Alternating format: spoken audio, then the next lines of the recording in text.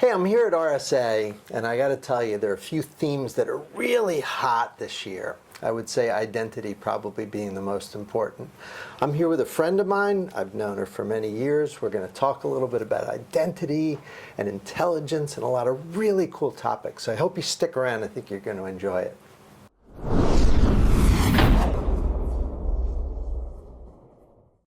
Hi, Matt Amoroso from TAG. I want to welcome you to our discussion here at RSA 2025. I picked my guests very carefully, and I've got one of the best here, Rita Gurevich, who runs Sphere. A lot of you have seen me chat with Rita over the years. We've watched how her company has grown from a startup to a really important part of IT infrastructure for so many different companies. So I hope you'll stick around and listen as I kind of ask Rita to share with us some of the good things she's working on. Rita, welcome. How's everything going? You enjoying the conference so far? It's so much fun, and my feet hurt. I'm eating way too much food, probably drinking way too much drinks, but overall, great experience so far. You know, in the intro, I was talking about how identity is such an important topic.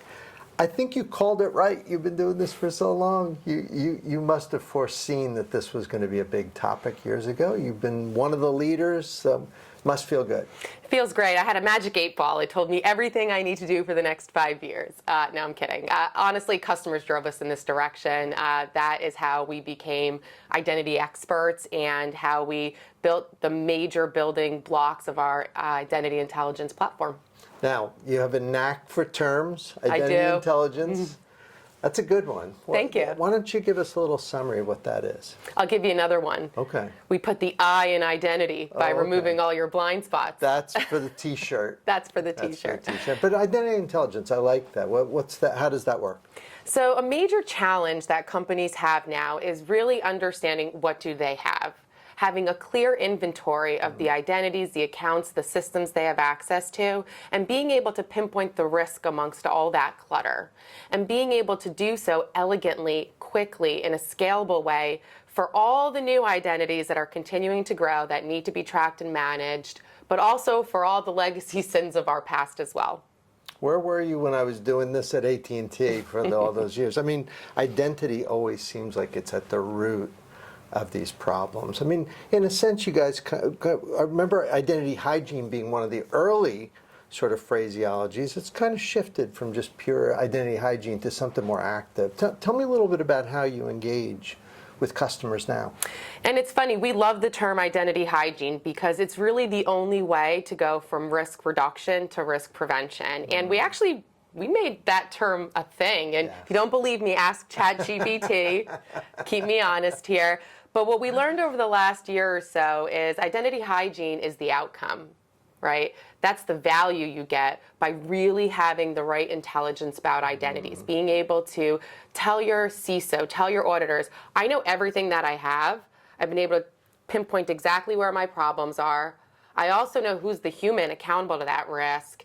And I know how to fix the problem at scale and continuously monitor for new risk. And that's the beauty of what we've built. That mapping to a human, do customers ask you for that? That is one of the biggest roadblocks to moving from discovery to remediation. And the reason is everybody is scared to change a password, make a change to a system, because they're scared they're going to break something that's critical to their operations. So everyone gets to the point where they know there's a problem, they want to fix it, but they don't know who to collaborate with to make sure that they do so safely. Having a clear owner is absolutely fundamental to that problem. The human that can say, yeah, you know what? That really is garbage. That orphaned account doesn't even need to exist anymore. Let's get rid of the clutter. Or you know what? That is a high-risk service account. Thank you for telling me about all the service dependencies. I now feel comfortable to allow you to onboard that account to a Vault, rotate the password. Without that human, practitioners are remediating blind, and most of the time they're going to create an outage, and they're going to have to live through 6 months of shame, shame, shame.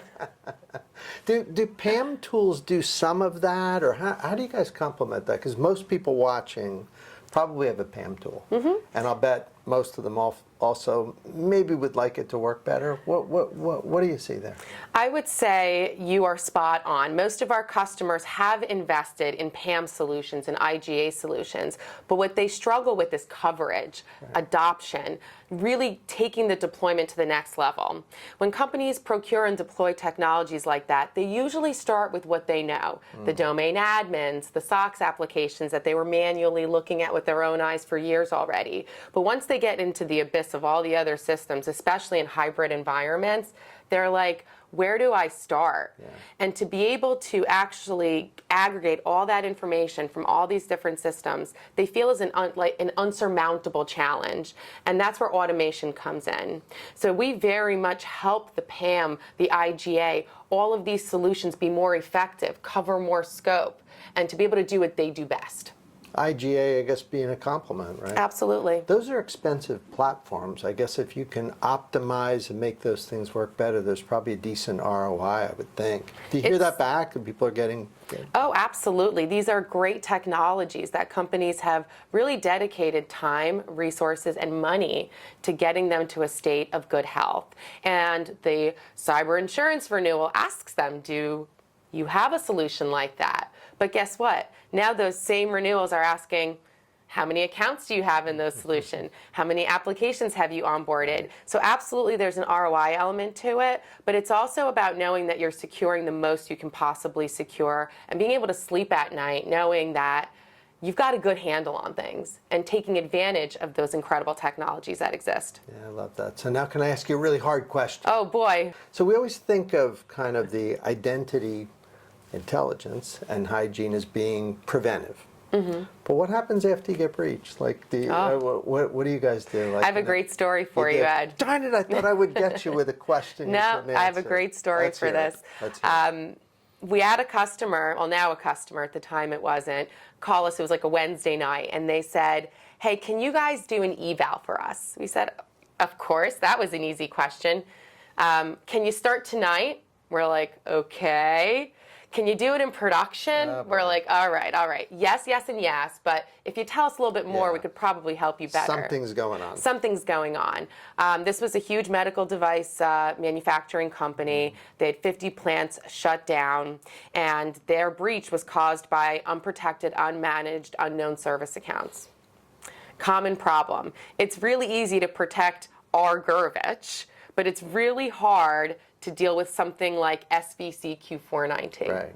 So what do? We go in there and we start collecting all of this information from all these different systems, and in a matter of hours, we're able to tell them, here are all of your accounts, here are the ones that are service accounts, here are the ones that are compromised, here are the ones whose passwords haven't been rotated since Windows XP, and let's start fixing this problem. So in a course of a week or two, this company went from, oh my God, 24/7 shifts, I don't even know the scale or scope of the problem, to I know everything I have, I've been able to contain the issue, I've been able to even identify the humans at my company who should participate in the remediation process. And what we did was we automated onboarding all of them at once to their vaults, rotating those passwords.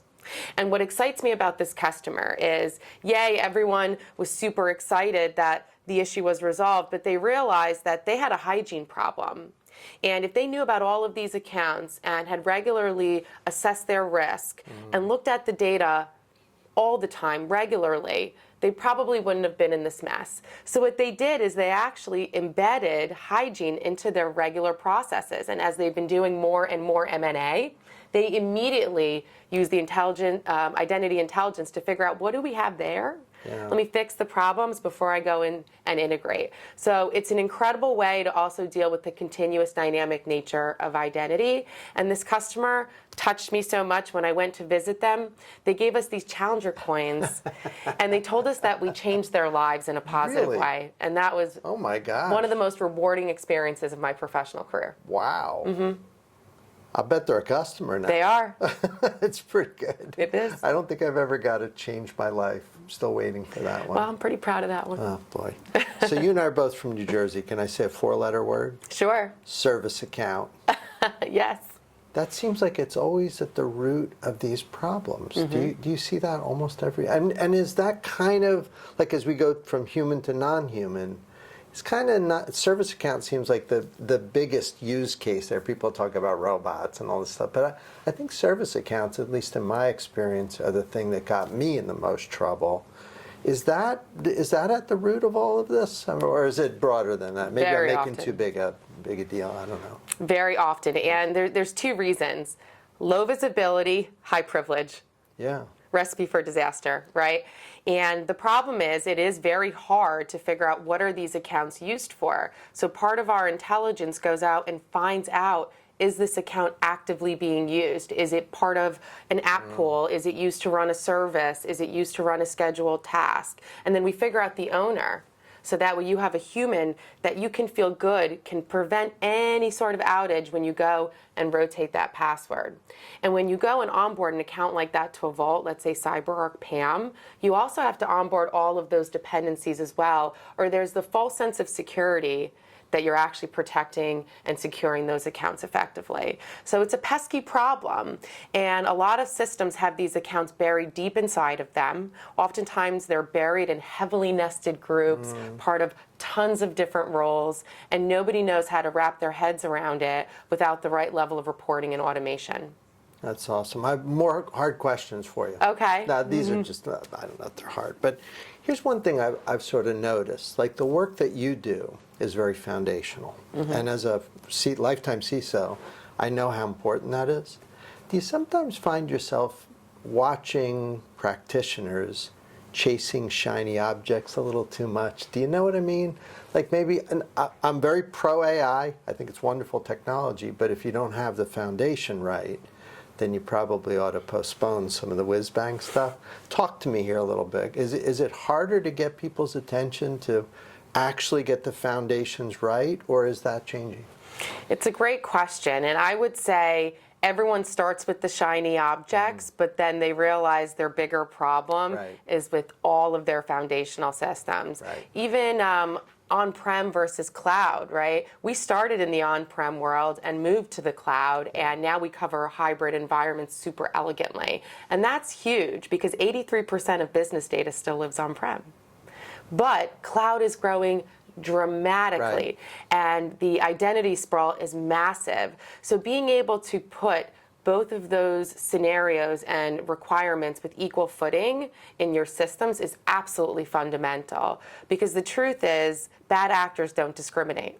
So talk to me about AI. What's your opinion? You've been at this a long time. I've been friends a long time. What's just in general, what do you think? AI and security, and what's been your approach at Sphere? Like how have you gone about either helping to protect it, or use it, or integrate it, or not use it? What's your philosophy? Safely using it all the time, right? Oh, I love safely using it. Yes. That's pretty good. Safely using it. Good. Professionally, outside of our product and our solution sets, I don't think I could do my job without ChatGPT. And maybe that's something embarrassing I shouldn't say on camera, but it's the truth.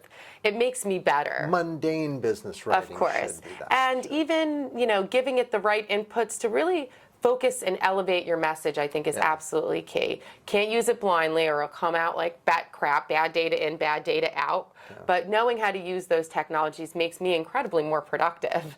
But when it comes to our solution, we collect so much data, and it's perfect for AI. Like our ownership automation. We recently unveiled some AI-powered ownership automation at CyberArk show a couple weeks ago, and it is so powerful because if you think about ownership, there's no one size fits all. Different accounts follow different scenarios, different ways of deducing who's the right owner. It's built for AI. So we took advantage of all these modern capabilities, and I'll say maybe 2 years ago, our product got customers maybe 15% of the way there with high confidence ownership. I can tell you today, I feel good saying we can get you to 100%. Oh, I love that. Well, are you enjoying the conference? I am. I'm an East Coast gal, so sometimes it's fun to come over here onto the West Coast. Well, you're a famous founder. You've been doing this a while. You have people coming up and saying, "Oh my God, I love your platform." You know, to be real, I do feel a difference, Yeah. especially, year over year as the product became adopted significantly more. It is a really good feeling when people come up to me that maybe I don't Right. recognize and they say, "Oh, I've met your team," or "We're really excited about some new feature you guys deployed at our company." It's really, really fun and incredibly rewarding to experience. Can I come follow you around a little bit, like I'm at the cool kids table for a little bit? Of course. Maybe- I'm a little starstruck talking to you. You're my mentor and a good friend, but you're the celebrity, Ed. Listen, you keep up the good work. I mean, Thank I you. believe in what you do. I think foundational is the way to go. And I love how you sort of balance, not shiny object, but you know what I mean. It's got kind of some cool new stuff with the foundational stuff. You're on the right track. Thank you. I appreciate Thanks for that very sitting much. down. This was fun. I was looking forward to this. Of course. Awesome. Enjoy the rest of the conference. Thank you. You too. And for everyone else watching, we'll see you next time.